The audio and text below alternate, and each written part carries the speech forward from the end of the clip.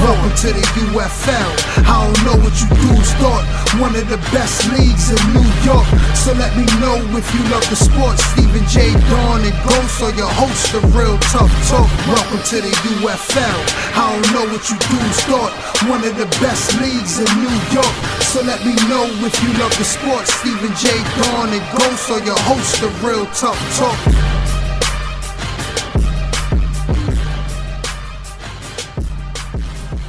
What's going on, people? Stephen J. back on the scene again, here with my partner Ghost. Another episode of that hit show, Real Tough Talk. We're excited to be back. We're here in another week of the UFL. Got a lot of exciting games. The return of the defending champs to play their first game today. And the new addition team to the league, Sour Factory, gets it started this week. We finally get to see the cream of the crop of the league, Carver play, the Browns play. So pretty much all the teams are getting their games in, which makes it everything more exciting. And we get to see if performances will be the same as last year or much better. And we also get to see the game with the U now that Swiss is injured because of the situation that happened. And they say he got hurt Friday Night Lights. We heard he got hurt in City Island. End of the day, Swiss is hurt. And we get to see how do you look without Swiss, especially fresh in the league of the UFL. So that's going to be interesting in itself to get going with that. Pretty much they have to find ways to adjust without him. And it'll be interesting to see how they compensate because Swiss is a big part of their team. And not to have him, they'll really have to make a lot of adjustments in order to come through with this game. We'll see how it goes. Also, another topic we want to talk about is we had the first UFL dance-off. And what it was is we're giving $30 Best Buy gift card to the person with the best end zone celebration. Unfortunately, I wasn't included in it, which I know that I have some of the best dance moves that anybody would ever see. But I don't get my opportunity to shine because I'm a part of the panel and all that. But I think I should have been out there. But it's going to be exciting to see who wins that coming up into this week. First, we're going to jump into the first game of the day we want to talk about, which would be YMM Goon Squad. Now, that's a big one because Goon Squad coming off of a narrow loss to the U, a game that they possibly should have won. And YMM is coming in off a narrow loss to, I believe, Rep City. Well, they won that game, A narrow win to Rep City, I should say. And both teams looking to, get a win. YMM looking for another win in the win column. And Goon Squad looking to get there first after a game that they practically gave away. Pretty much on YMM's side, a lot of guys were missing on their team. They were kind of short that day. They didn't look the same. They kind of scraped by on their win against Rep City. And hopefully now they're gonna have better attendance, more guys coming. We get to see the actual YMM and what they're really all about and if they're ready for this season. Well, I'm gonna jump in and let you know the injuries that we have. Tasha's off this week. So we have Alex, once again, not here. He's supposed to be the big addition to this YMM team. He's not here. Breezy, same thing, not here. Machine, same thing, not here. And honestly, I don't think these guys are coming. I spoke to Alex today. He says it's because of the situation on Saturday in BQFL that he's not here. But I don't really believe that. I don't think he's coming. I don't think we'll see Alex playing this season.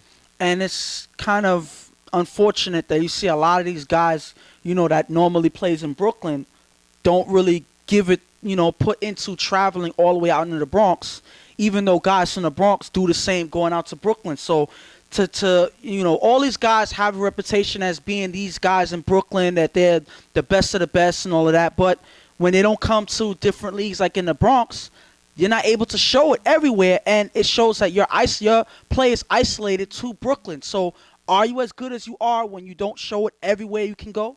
That's the question. But the big addition that Rico had up his sleeve was the debut of Santana. Santana is basically Tony G guy, Tony from the Tony G League, Anton League over there. Much shout out to them guys. And that was one of Rico's surprises. He comes in, great two-way player, can dominate on both sides of the ball, and that's going to be a big pickup by this YMM team, showing basically they're serious and they're here to win a championship. So that being said, we're going to jump right into the game and let you know what's going on. Bito's going to get the ball on first down and take a big sack by Lou. Not a good way to start it off. on first down. They starting out a little slow. Big sack there by Lou from YMM. Bito's going to throw a pass to Crazy in the middle, and it's going to be dropped. And that play we talked about, Santana's going to make a pick off and run it all the way back to the end zone for the touchdown. 6-0. Santana just getting here ready, showing his impact on this YMM team. And that all was caused by a drop pass by Crazy. I mean, this is something that should be a routine pass. It turns into a touchdown the other way. That shows that when you're not necessarily playing or doing your job, paying attention, actually catching the pass you're supposed to, it leads to points on defense. You got to catch those passes, because then these things can happen. And Crazy was a big free agent pickup for this Goon Squad team, and he's not able to do exactly what they brought him here to do. Turns over the ball here. Next possession, Bito is going to throw a pass past Jeremy, who slips to Bishop on the sideline for a short gain. And a few plays later, Bito does what Bito does. Goes downfield with a nice pass past Bones to Bishop in the end zone for the touchdown. 6-0. Bishop's going to give us a little dance here. I kind of like it. And 6-up. Let's get about the touchdown first. Bishop with a score. Tie game. And Bishop, like I said, what we've been saying that he can do, he's playing big on offense, being one of Bito's main targets this season, showing that he still has a lot left in the tank with that nice catch in the back of the end zone. He knows how to get open, and Pito is able to connect to him there. And we're going to look at the dance. We're going to give it a rating. I'm going to have to rate that. I give it about a 5. Out of 10, I give that about a 5 football out of 10. Well, that's more of a celebration more than a dance, I would say. That's just, probably just something small that they do after every touchdown. Him and Joe, I've seen Joe do it before. So that's not necessarily qualified as a dance, but because they did something interesting, you give them some points for that. We're going to go to the next series. Nelson's going to get the ball. He's going to look off Rico, who was wide open. He's going to fall and get sacked by Miguel. Big sack by them. Definitely Nelson looking off Rico, which he should have gone to, but he doesn't make that play here. Then a few plays later, on last down at the 10-yard line, Nelson's going to throw the ball to Jeremy in the back of the end zone, but it's going to be intercepted by Chi, giving the ball right back to this Goon Squad team. And Chi, big play on defense. We seen Chi play with House Gang. He didn't want to play with Riot Squad, which was, we heard rumors on the sources saying that. He does what he does here, makes a big interception, giving the ball back to Goon Squad. Great play by Chi. That's why they brought him here. And this is one of the mistakes that Nelson can make when he's quarterbacking. He looks off one receiver, trying to force it to another, and he doesn't throw it in time, and the defender is waiting for that pass. Chi is able to pick that off, and that just shows what you get when you have Nelson at the quarterback. Sometimes he makes a good play, sometimes he makes a bad one. This is a bad one. We're going to have right now Goon Squad making it all the way to third down. Vito's going to get blitzed, but he's going to look off Bishop, who's wide open here. It's wide open, but he's going to go deep to Joe with Jeremy guarding him, and it's going to be an incomplete pass. Not a good idea. I know you like Joe. He's downfield guy. Jeremy's one of the best safeties in the league. You can't take that shot, especially when you have a man wide open, and Goon Squad is going to end up punting. YMM's going to get the ball back, and on third down, Ness is going to throw a nice pass to Ice, who's going to beat X for the touchdown. With nice blocking by Milt, but Rico's going to get the 2-point conversion here, 14-6. But let's talk about the touchdown. Ice beats X for the touchdown pass. Great play here. Ice gets X right off the crossing route, and as soon as he makes that step, he's wide open for the touchdown. Nelson puts it right where it needs to. YMM is rolling. Rico's going to get the ball back for this Goon Squad team. He's going to throw deep to X, giving X to make a play right back, and you're going to have him drop the pass. Unfortunate.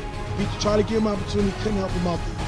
Third down, Vito's going to throw a pass to a wide open Bishop, who he's going to drop the ball in the end zone. Bad play by Bishop, just caught one, and we've seen Bishop have the problem with consistency. Vito's going to throw it up again. It's going to be incomplete. Turnover on down, takes us into the half, 14-6, YMM.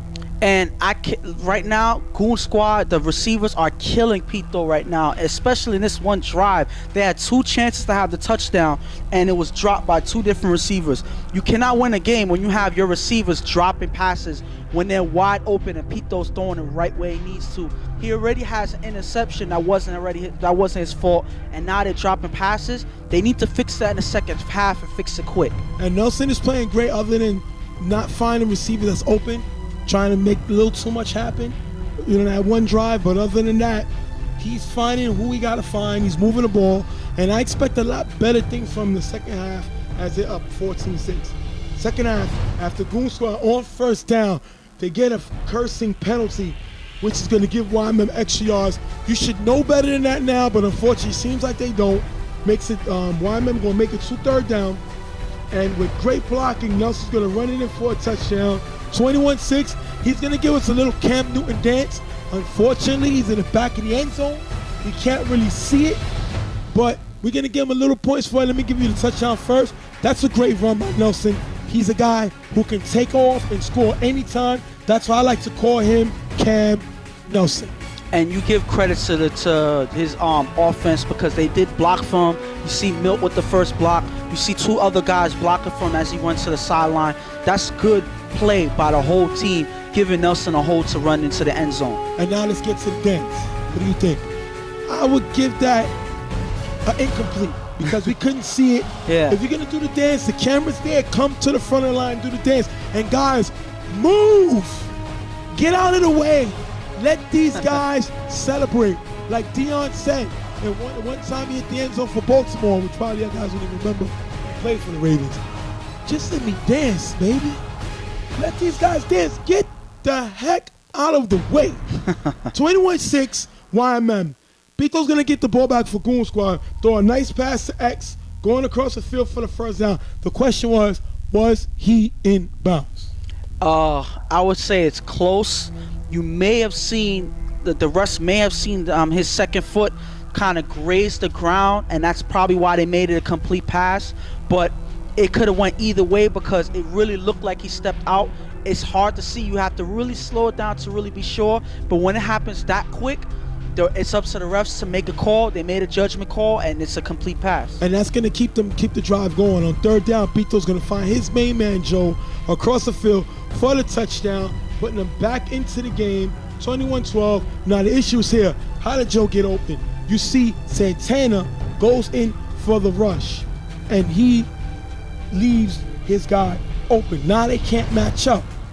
You can't make these mistakes, especially with Joe. And I'm going to say this. If you're going to have an extra guy rushing in on a play like that, on a full rush, there's no way that you can continue to play man because now there's an extra receiver out there. So there's no possible way. Blocking. Exactly. Not only is there nobody blocking or whatever, now you have an extra receiver roaming around. There's less defenders out there. There's going to be a receiver open if you have an extra guy rushing in, and that's why Joe was left open. And then you leave Joe. It's Joe, out of all people, who is Bito's go-to guy.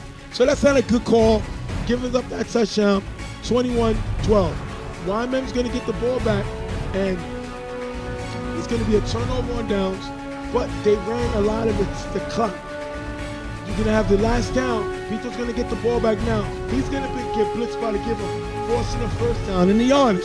So they're pretty much moving the ball, getting into better position. Remember, it's 21-12.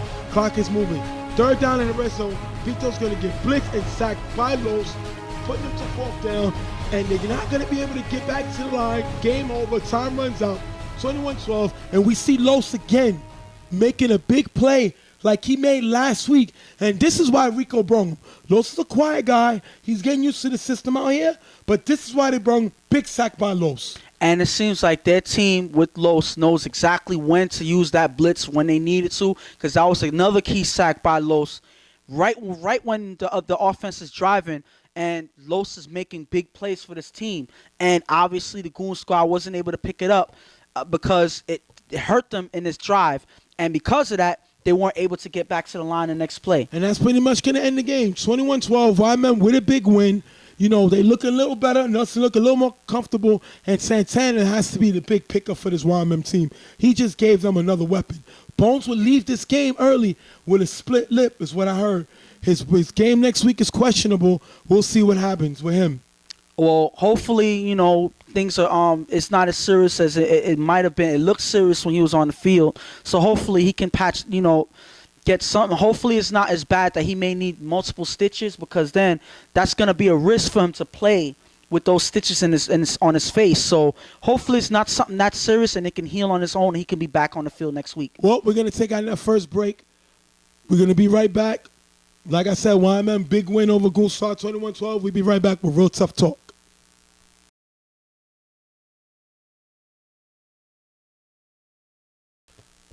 All right, people, welcome back. Welcome back. Real Tough Talk. Back from little break, commercial break.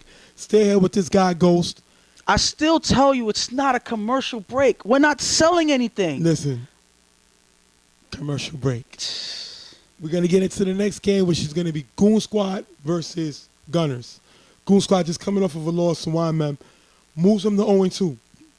Problem with this team, I feel, they have talent. Is it coaching? Is it leadership? Is it scheme? Is it just them?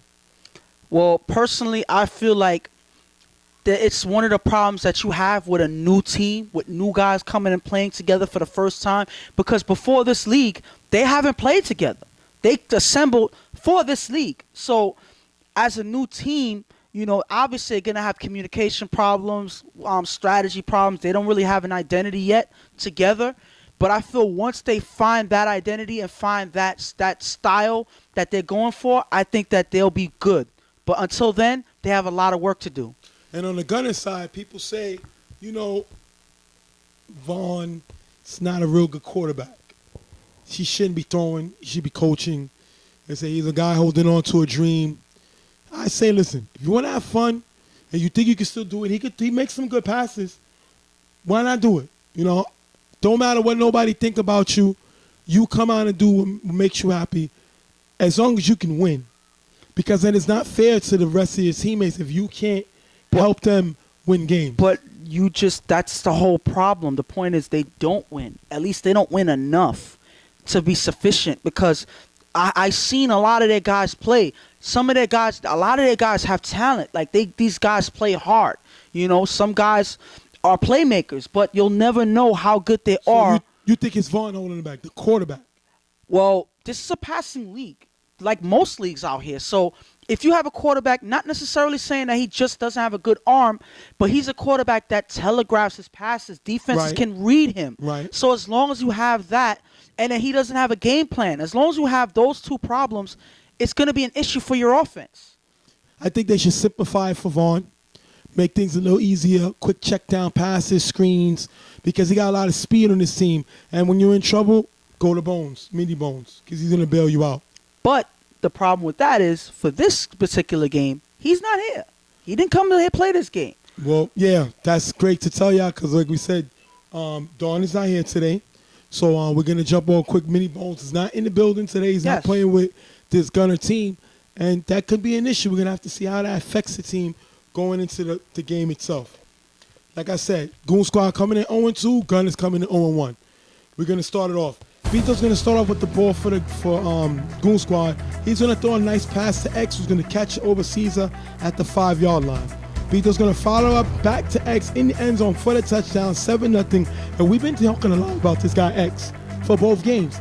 He's a playmaker, and I think he's a new guy that the UFL better get accustomed to. And that's dangerous when you have a guy that can go downfield for Pito, because Pito loves the downfield pass, and X is a big target that he can throw it to, and he makes two nice plays to drive them down the field. That's trouble for a lot of defenses if X is able to do that no matter who he faces. You're going to have the Gunners getting the ball back, and on 4th down, Vaughn is going to throw it to Cole in the middle. He's going to shake the first time for extra yards, 1st down. Talking about my man Vaughn. Makes a play there. But then he goes 4 and out. So we're just bigging him up, and then he ends up going 4 now. Thanks, Vaughn. Gunners, Goon Squad's going to get the ball back. Pito's going to throw a pass crazy in the middle, and it's going to be incomplete. And why are we showing incompletion? It's because of this. Crazy walks out. He's frustrated. We don't know what's going on. We said in off season, this is what Crazy does. He gets upset. Sometimes he battles with his quarterbacks. We've seen him do this with Spaz, and he's not happy. And we seen in last game him drop a pass that was intercepted. So what can you be frustrated about if they take you out? I mean, obviously he feels like, okay, he dropped the pass. They miscommunicated on me. I mean, dropped the pass that caused an interception the last game.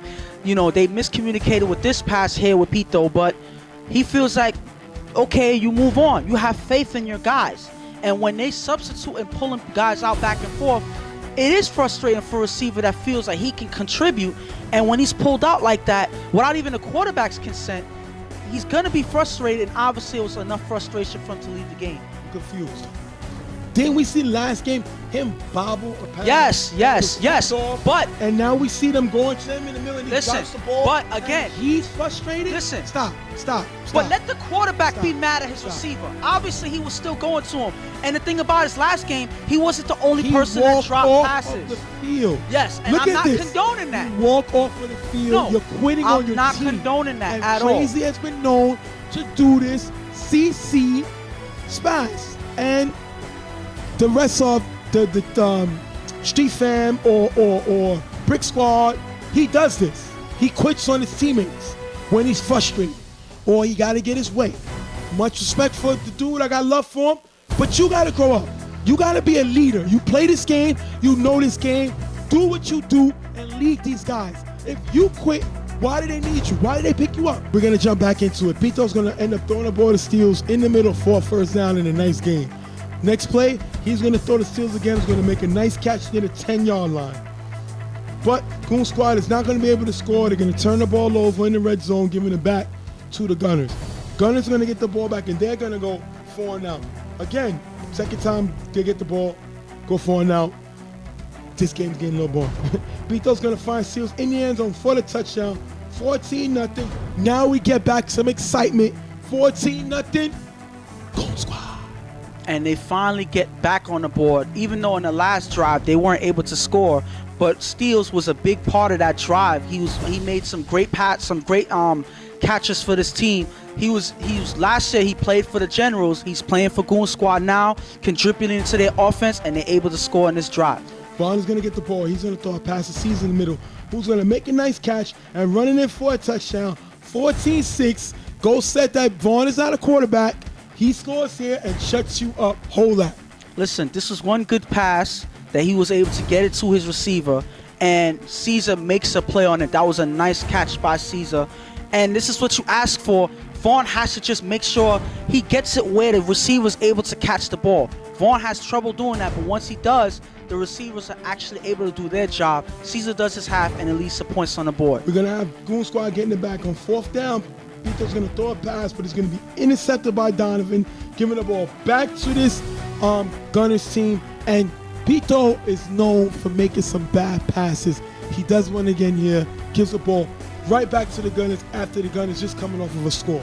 Well, that drive, it didn't look that good anyway, so it was kind of 4th down. So regardless of what, they were going to turn the ball over anyway, so I guess that's what he was looking at it as. But the point is, you're not moving the ball. That's bad. When you throw interceptions to the defense, that's bad. So right now, something's not working, and now you can see the frustrations from Crazy and other guys on the offense because whatever they're doing is not working. Vaughn is going to get the ball back for the Gunners now. He's going to throw a short pass to Zay, who's going to beat Bishop with a quick... Got him! Yes, sir. You see it? One more time. He beats Mr. Bishop with a... Got him! And runs for a long gain for the first down. Great play by Zay, beating Mr. Bishop, who I said doesn't need to play defense no more, but I'm going to stop. And first down. Vaughn is going to come back and throw a pass to the sideline, but it's going to be intercepted by X, giving the ball back to Goon Squad. And this is, I guess, what you're talking about. Vaughn making a telegraph pass, which was picked off, giving it back to Goon Squad. And right now, yes, obviously it was a telegraph pass. And then when you have a guy like X that knows how to read and follow and make plays on the ball, obviously it's going to be an interception. X is able to get one here and put Goon Squad's offense right back on the field. Pito's going to get the ball. He's going to throw a pass to Luz, wide open on the sideline. But Lou's going to brace himself for the hit. And he's going to go out, would not go for the ball, incomplete pass, turnover. Taking this thing to the halftime. Are you serious?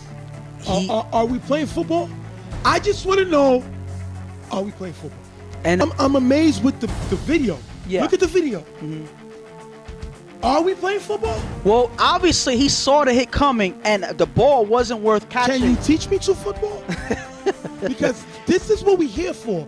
If you can't take these hits, Do me a favor.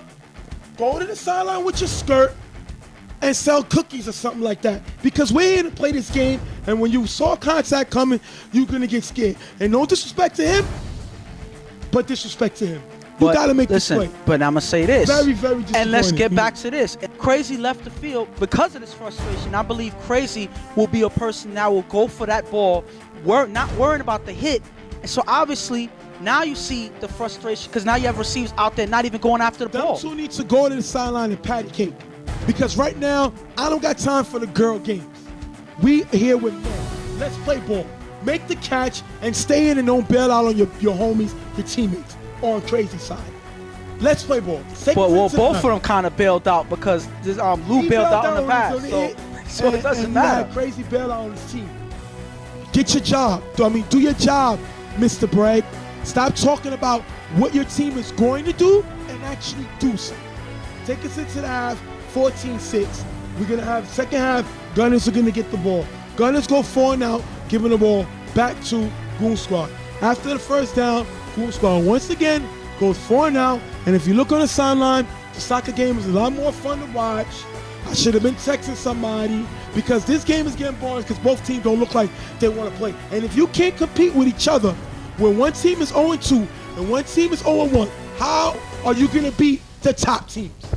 And right now, this is something that both teams need to figure out at this point because it's not working. Let's just watch the soccer game. Yes, I believe that there's two teams competing in that game, and that game seemed like they wanted to win. So I'd rather watch the soccer game than watch these two guys play because it's horrible at this point. Right now, Gunner's going to have the ball. You're going to see Bishop trying to talk to the defense, getting them pumped. Much respect to Bishop trying to lead this defense. You're going to have on last down, Vaughn is going to throw it up in the middle, gets the ball over X, is going to be caught by Caesar, who runs it in for the touchdown. 14-13. Gunners are getting right back into this game. And this is what happens when you have a team like Goon Squad that's falling apart and giving your opposition a chance to get back in this game. Vaughn actually makes a pass, which his teammates has been asking him to do all season from last year. He makes a pass, gives this guy a chance to make it. Caesar, being a playmaker on his team, gets that ball and runs into the end zone. They're playing for him today. They're ready to win this game. After the first down, Goon Squad is going to go 4 and out, giving the ball back to Gunners. Remember, they're only up 14-13. After getting the first down, Vaughn is going to throw a short pass to Caesar for a short gain. Gunners is going to get all the way to the 15-yard line. Fourth down, Vaughn is going to throw it up in the end zone. It's going to be tipped by Butter, caught by Zay for the touchdown. 20-14, Gunners take the lead. What am I watching? An incredible game, not necessarily a good game, but a game that you can't believe is turning the way it's turning because now the Gunners actually take the lead from Goon Squad on a toss-up play. During the half, you didn't even figure that this game was going to be a challenge game because even though Goon Squad wasn't playing to their best, they were still in the lead. Yes. And we figured they weren't going to lose that lead. Now they lost that lead. And now they have to drive down the field to get that lead back, something that they've been struggling to do in most of their games. Vito's going to get the ball back. He's going to get blitzed and sacked by Donovan. Donovan is doing pretty much everything. Makes another big play here, big sack by Donovan. On fourth down at the 30-yard line, Vito's going to throw it up. Incomplete pass. Gunner's going to come away with the win, 20-14. Goon Squad is 0-3. Gunners go to 1-1. I mean, this is the worst way you can become 0-3. Losing to a team that a lot of people don't even consider a team. No insult to the Gunners, but obviously... I'm not going to say a team, but they're not... People don't think that they're a factor. And they pretty much, that's what I mean by that. Because one thing about the Gunners, they play hard. They're going to give you everything they got, and they did it again. And you got to ask yourself, was this really an upset? I don't think so, because Goon Squad was 0-2. Yes, and obviously the record shows that they have a lot of talent on paper, like I've said previously, but obviously they're not playing together. They're not pulling away with these wins. They're not closing out the game. And, of course, but when you're playing like that, you can't even call this game an upset. Gunners actually won because they seem like the team that wanted it more, and they end up coming away with the win because of it. Well, Gunners with the big win. Congratulations to Vaughn. Keeping it moving. He beat some teams. People don't have faith in him, but he don't care because he has faith in himself. Even if Ghost don't believe, I believe, Listen, Vaughn. Do what I didn't you say do. it's me. Do what you do. Right now, with the way the leagues and the playoffs is set up, this team actually, if they actually play Anything can hard, happen. anything can happen. Like I said, And Goon Squad said. is in trouble. They're 0-3. You're not going down the road you want to expect it to go down. I give it to them. All 3 games, they were in. They were competitive, but they're not closing games out. And in the UFL, if you do not close games out, you will lose all the time. We're going to take it to our next break. Gunners with the big win over Goon Squad, 20-14.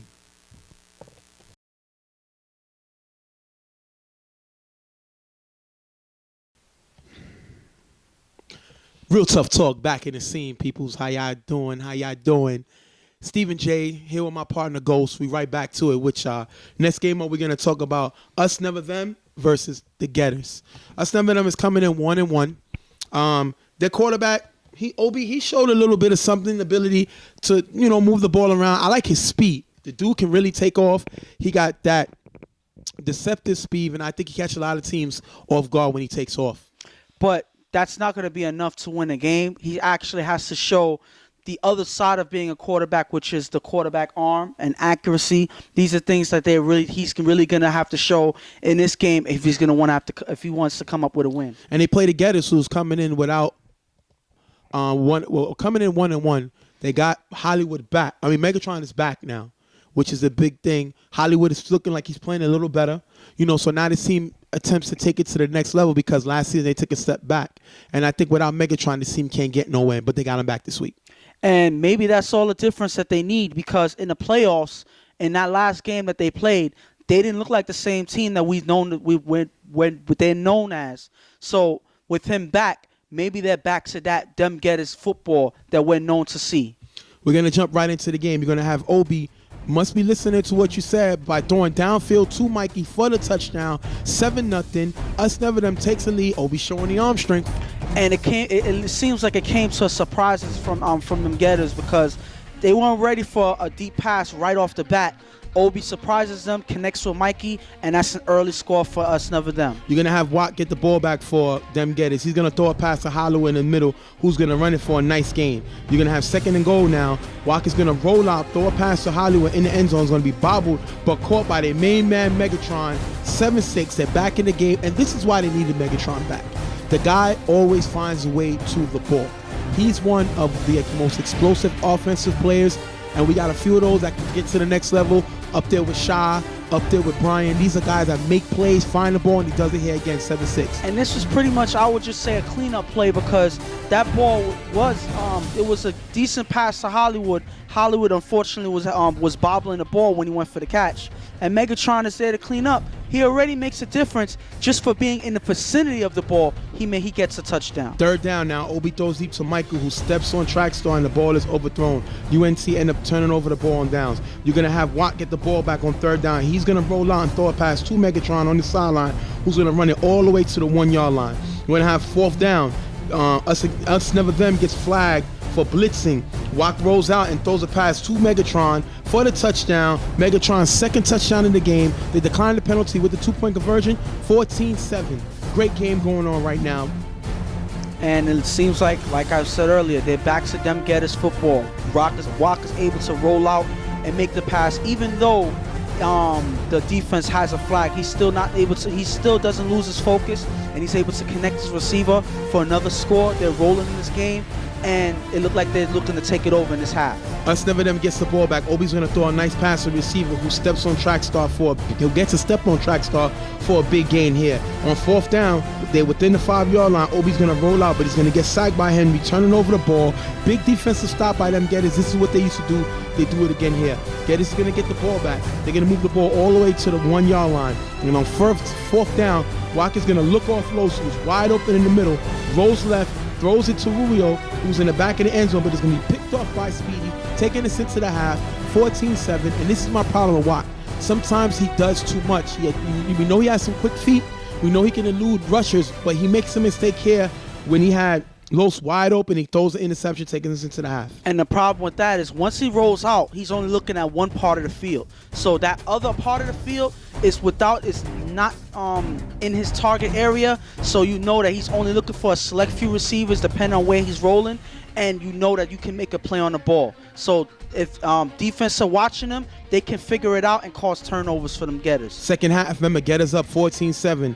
They're going to get the ball. Track Star is going to catch it on the left side, run it all the way towards the right with nice blocking, going to take it all the way to the end zone for the touchdown, 20-7. And, you know, Track Star is the one that gets lost up in this Gettas team. They talk about Megatron, they talk about Hollywood, they talk about Rubio, they even talk about Los, but they do not talk about Track Star. I think he's a player that's on the come up. If he can stay consistently on the field, he can make plays, give Gettas a bigger lead, 20-7.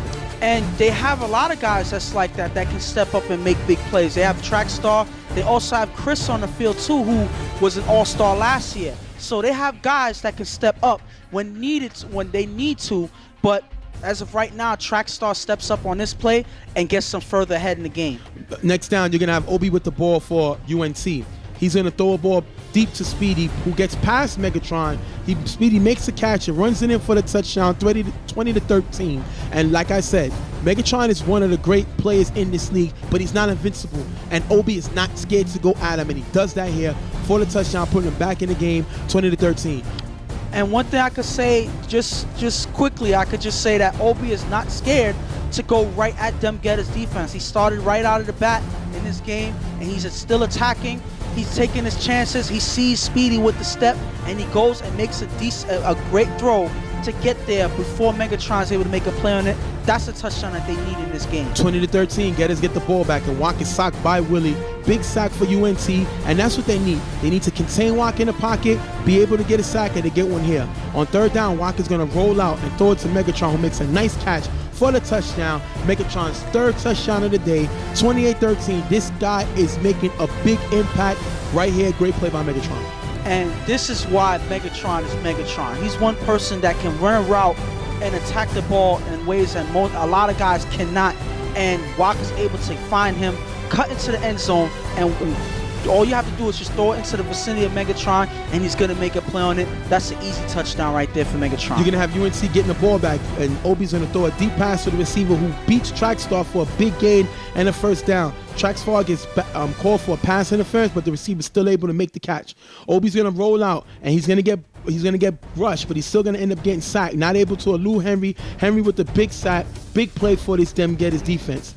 2 plays later, Obi's going to throw it up on fourth down. It's going to be intercepted by Megatron, giving the ball back to Gettas. They're up 28-13, and I think that's going to be pretty much it. Great play by Megatron, definitely making his impact felt this game. And as this game rolls into a close, all you heard was Megatron, Megatron, Megatron.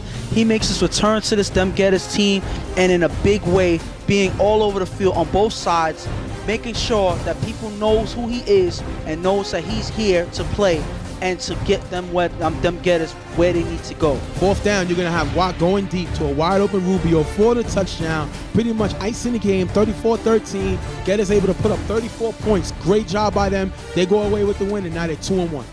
And one thing they may have to just fix a little bit is in this game, Obi was going to Track Star's side all day. And you see Track Star losing a step to the receiver.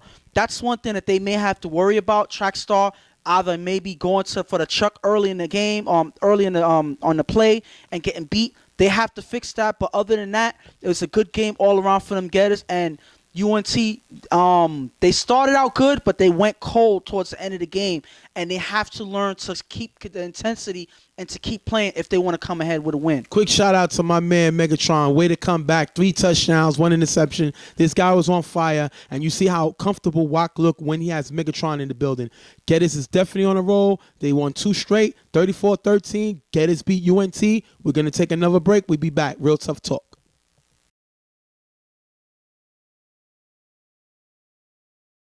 All right, we're back. Real Tough Talk, guys. Stephen J. Ghost back with y'all. Next game up, Browns Slaughterhouse. Browns make their debut. Last time we saw the Browns on the field, they lost the championship to Carver, 7-0.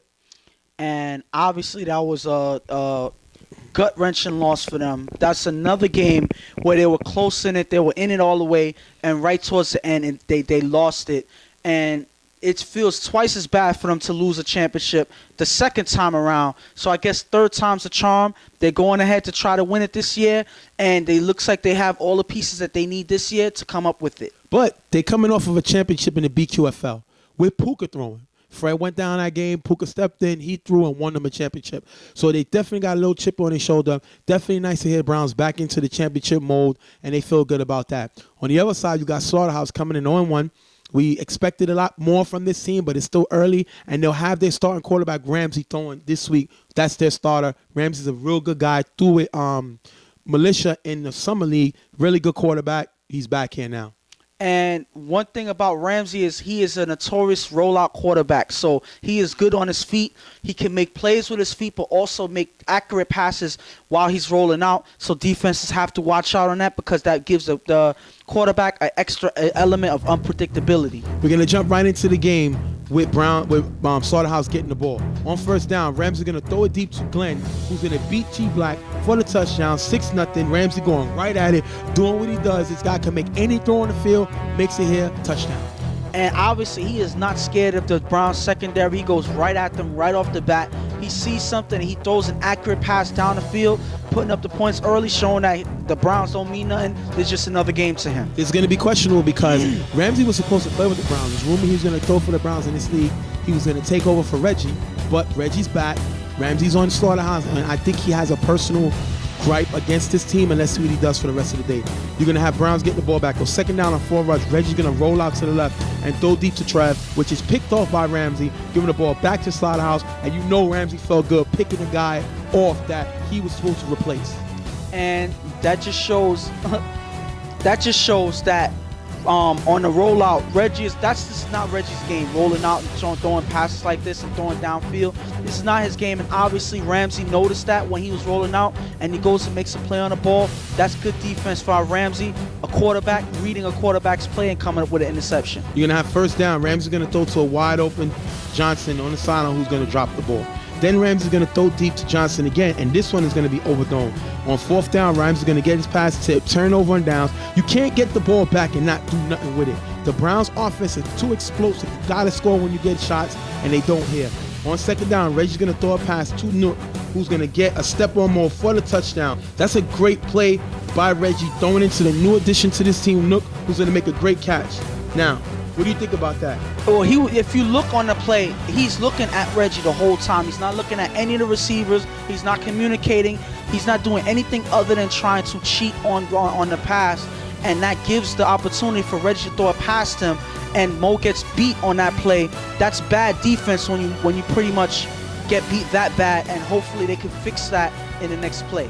You're going to have Ramsey getting the ball now. It's 8-6. He's going to throw downfield to the receiver, but he's going to be picked off by Mr. Trev. Trev's going to get a flag for unsportsmanlike. This is very much uncalled for as he gives the receiver the ball. Definitely great flag call by the referee, but that's still a great pick by Trev, turning the ball over, giving it back. And Ramsey just got the ball. He threw a touchdown, and he gets stopped twice after that. You can't do this if you're Ramsey. You know, like I said, Browns have an explosive offense. So when you get the ball, you want to slow the game down and score. But it's easier said than done because the Browns do have one of the best defenses in the league as well. They have 2 guys that are MVP caliber guys roaming back in the backfield. So it's not as easy as you say it is. I mean, when you have to face these guys. So obviously he has to work harder, but you can't necessarily fault him for throwing an interception. But you can't help the defense. Yes, of course. Ramsey can make every throw on the field. You're trying to tell me he don't got a guy capable of getting behind him? We just seen Glenn,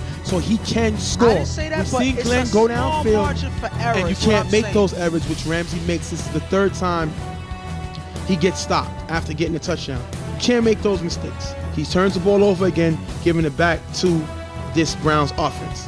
On 4th down, you're going to have Reggie throwing to Nook in the gap for a nice gain, getting them the 1st down. And the defense was watching Reggie, not the receivers. What are you doing? Reggie's not going to beat you with his feet. Watch the offensive guys. They don't do that there. And Nook is able to get the big 1st down. On 3rd down, you're going to have Reggie gets blitzed by King, who's going to tip the pass and picks it off, giving the ball back to this Slaughterhouse team. Great play by King, and Reggie can't make these turnovers. He's looking like a turnover machine right now. And that was a perfectly timed blitz by King, catching Reggie off guard. And that's the way to put your hands up on a play like that and make a play happen.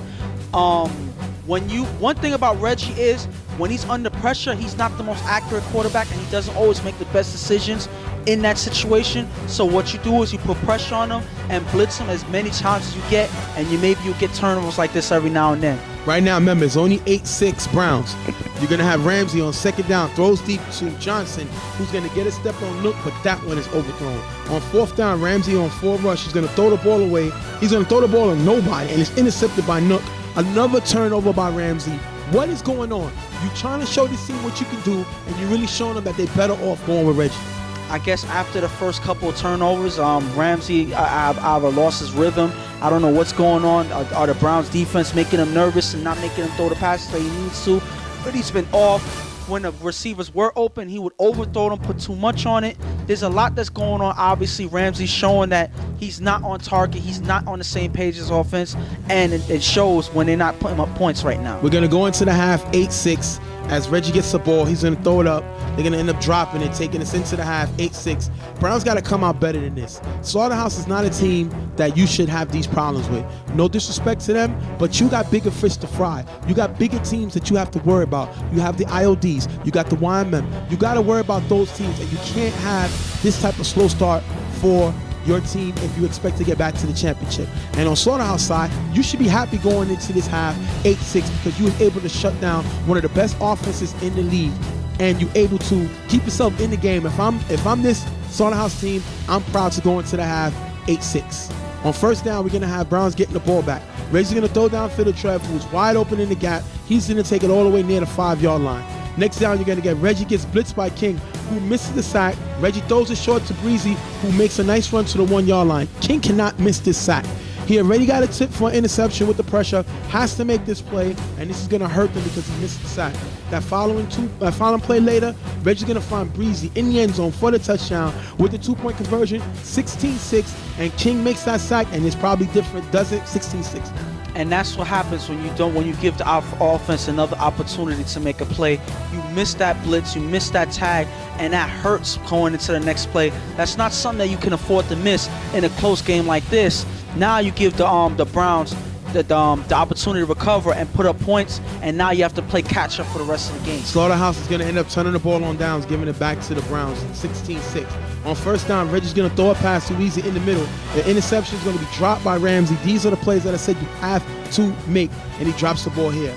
Browns are going to drive all the way to the 5-yard line. Fourth down, Reggie's going to find Swerve in the middle for the touchdown in the end zone. He's going to put them up more. I don't understand what's going on with this team. They're just giving up touchdowns, and they do it again here.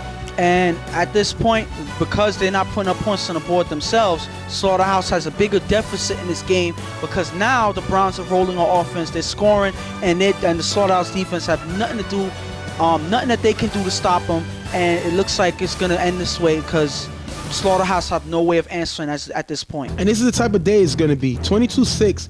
Browns go for 2, and it's picked off and ran back by King. But if you look here, Ramsey gets flagged for the block in the back, ending the play. What do you think? Did he have to do that block in the back for King to get that open? I don't see it because King was already gone, I think, that at that time. So it wasn't even a reason for him to even put up a block. I think King had the step. He was gone. Nobody was catching him. And I just feel you should just let your player run that down. You do not do anything extra, and obviously Ramsey does, and it causes that play to come back.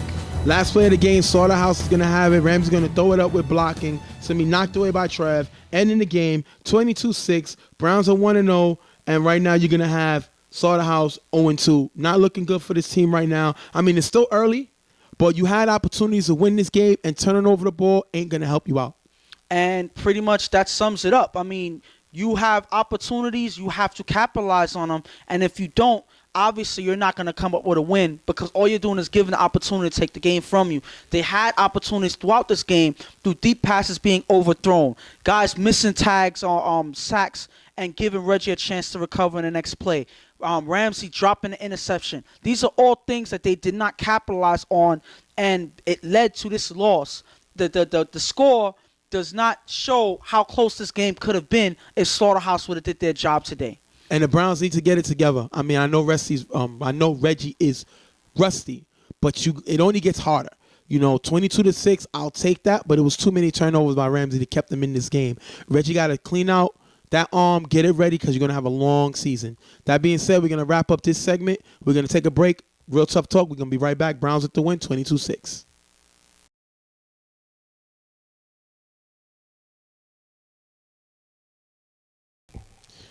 Next game up, you're going to have Generals and Riot Squad. And the reason this game is interesting is because you have Spies who played with Militia, which is basically like a Riot Squad, and Prodigy who plays with them, Shy. These guys know each other. They're familiar with each other. They played on the same team in BQFL and in LES. So this is more of a familiar rivalry game. But that doesn't mean that these guys don't want to beat these, want to actually come up with a win any much more than they should, because obviously this Riot Squad team is fired up this season and they're looking to run through any team that they have to, and the Generals seems to be that team, and the Generals are actually starting to find where they need to be, but the Riot Squad team is in their way, and that this is their game to show that they're back in championship form, and it's all up to who wants it more in this game. Well, we're going to jump right into the game. On third down, Spaz is going to get sacked by Smoke. Why do we show this? This is Smoke's 6th sack of the season. This guy is on fire. He leads the Riot Squad charge. Great play by Smoke. And that actually shows that he averages 2 sacks per game. That's actually a great stat to have for a ball giver, and that should really pump up the defense to show that they have a guy that can help, that can, boost their defense and know that he can chase the quarterback and make plays as long as they lock up. General's going to have to punt on that series. Riot gets the ball. They're going to punt it back. They're going to go 3 and out, give it back to Generals. On second down, Spaz is going to get blitzed by Ott. Spaz is going to force the ball to Julio, but it's going to be picked off by Kobe. Kobe's been picking off the ball. He had a big sealer in last week's game against Violators with the interception, and he starts it off here, picking off Spaz, giving the ball back to the offense. I like this kid, Kobe. Great blitz by Ott. They're looking good on defense. And it seems like their whole secondary, their whole defense is what's giving this Riot Squad team the type of winning season that they're having. They play hard. They lock up in the secondary. They have the giver that gets in the quarterback's eyes and put pressure. And they have everything working on the defense. It's all up to the offense to capitalize. Second down, Rudy's going to get the ball. He's going to find Herman cutting into the end zone for the touchdown, 6-0. And this is the Herman that they need. You had me saying since the beginning of the UFL coming into Bronx, Herman did not have it anymore. Every year his game seems to decline, but this one, he looks like the old Herman, making a nice cut in the gap, staying on his feet. Rudy finds him, touchdown, and unfortunately, he goes to do his salsa dance, and everybody's in the way. Get out of the way, let the man salsa, because that's what we want to see. That's what the people pay to see. We don't get to see it the way we like to, but it's still 6-0. Well, they don't really get to pay. They don't really pay to see it, but either way, they yeah. pay to see it.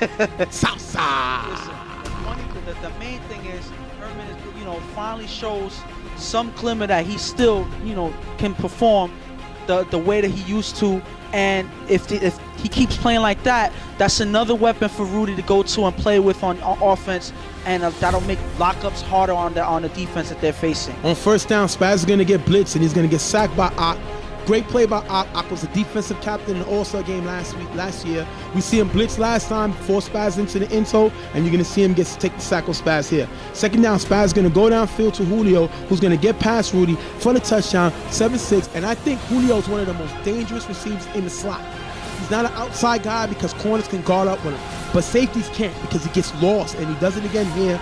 Great way for Spaz to find him, 7-6. And because of his deceptive speed and his size, because he's shorter than most guys on the field, it's hard to stay with him, and sometimes he gets lost on the field. And those type of receivers, those type of slot guys are some of the worst to guard because it's hard to find them. By the time you look, the ball is already gone, and and it's too late by the time they find it. And that's a good touchdown by Julio, keeping the Generals in the game. You're going to have, I'm getting it right now, it's 7-6. Rudy gets the ball. He's going to throw a pass to a wide open Magic on the sideline for a big gain. If you look here, you're going to see in the next 2 plays later, Rudy's going to find Pig in the end zone for the touchdown in the corner. Touchdown, great play, 12-7. I love the way this Riot team is playing right now, taking the lead.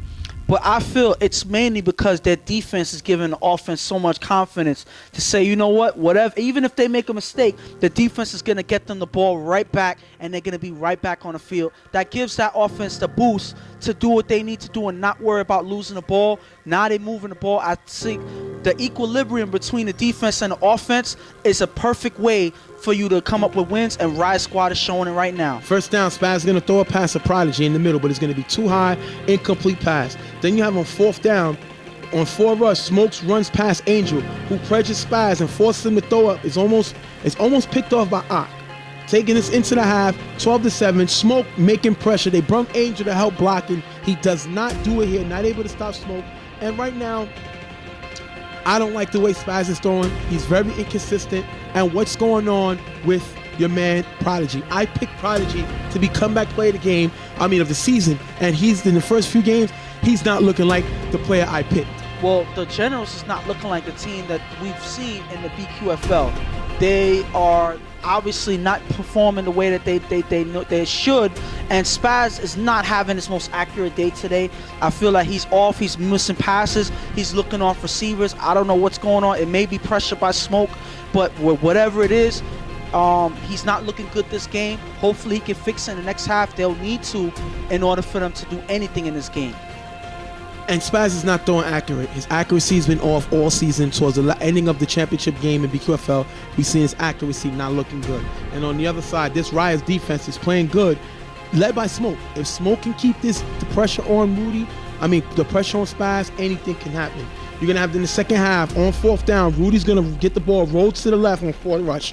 He's going to shake the giver. He's going to throw it to JB, but it's picked off by Shaw. London was wide open if you look here. Shaw gives it back to this general team. Shaw's second pick of the game. And my issue with this is Rudy is not good throwing on the run. Take off or make a better throw than that. He gets baited into a lot of places, especially when he's on the run. He's not the most accurate quarterback in the league, and he's going to give the ball right back to this Generals, the offense. On fourth down, at the 30, Spaz is going to get the ball. He's going to get rushed by Smoke, who gets past Angel again. And Spaz is going to throw it up. It's going to be incomplete, giving the ball back to Riot Squad. And this is the problem that I have with Angel. You're here to block Smoke. I know you have the size. You don't have the speed or the footwork. And Smoke is embarrassing him right now. Does it again, forcing a turnover, giving the ball back to this Riot offense. Rudy's going to find his check down receiver on the next drive. He's starting to move the ball. On third down, Rudy's going to get blitzed by Julio. Rudy's going to see a guy open in the end zone, wide open. He's going to throw it, but it's going to be behind him. Incomplete pass. And like I said, Rudy struggles with his accuracy, does it again here. Fourth down, Rudy's going to throw it up to Moses in the end zone. Moses is going to drop the ball, turning the ball over on downs, giving it back to Generals. And this is my issue. They brought Moses to make these plays. They brought Moses to make these catches. He does it here, turning the ball over, giving it back to the Generals. And this is an opportunity lost for Riot Squad. Now their offense is showing signs of weakness. And pretty much it's all on Rudy. Rudy has to be more accurate. He has to make the passes that he needs to in order to keep the defense, the offense moving. So with plays like that slows down the offense, all you're doing is giving the Generals a chance to come back in this game, and that's not something you would like at this point in time. Second down, you're going to have Spez who go deep. So it looks like shot, but it's only one person there. It's London, and it's picked off. I don't know where the miscommunication came. It looked like he was going to shot. Shot didn't know the ball was coming. London picks it off, giving the ball back to Riot Squad 12-7. Second down, then I really throw deep to Magic, but it's a little off target, and it's almost picked off by Cecil. I didn't even know Cecil was here. The way he's playing invisible. He's not looking like the all-star from last year, and he needs to demand the ball. He's the leader of this team. He's the best player on this team, and they need to get him more involved. He makes a play here. After getting the first down, Rudy's going to throw deep to a wide-open Smikes in the end zone for the touchdown, 19-7. Riot is on a roll, and it looked like this game is over for the Generals.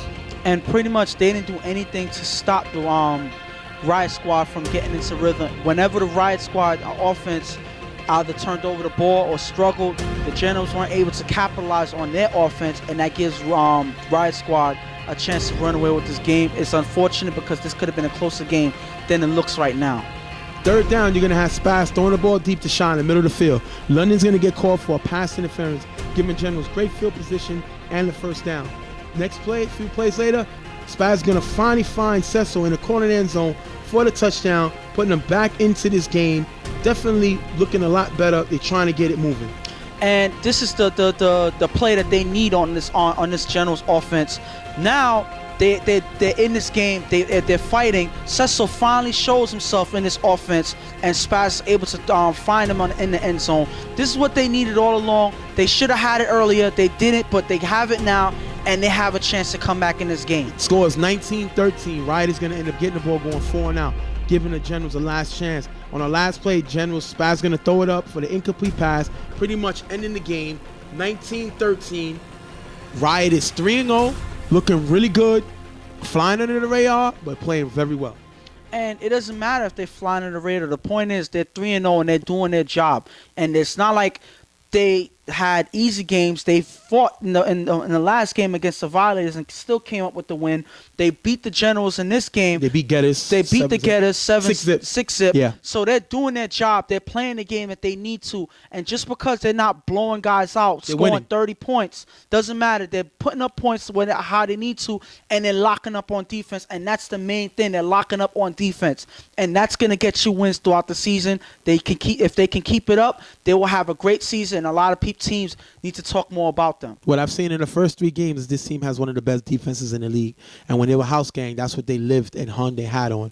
They're all led by Smoke. If Smoke can get you the pressure, the offense is going to force passes. Now they got a big test coming up. They got Carver, the defending 2-time champs. And this is a team that they wanted. They get an opportunity to play them. On the other side, you have the Generals, who are 1-2 right now. Not playing the way we expected them to, but it's a long season. I pretty much feel that this team is going to heat up once Spaz can start connecting to Cecil, who he finds finally this game. It was too late in the game, but he's able to find him. So I think this team is going to turn it around now that they got Cecil more involved. That's going to take us into the end of the game. 19-13, Riot Squad with the win.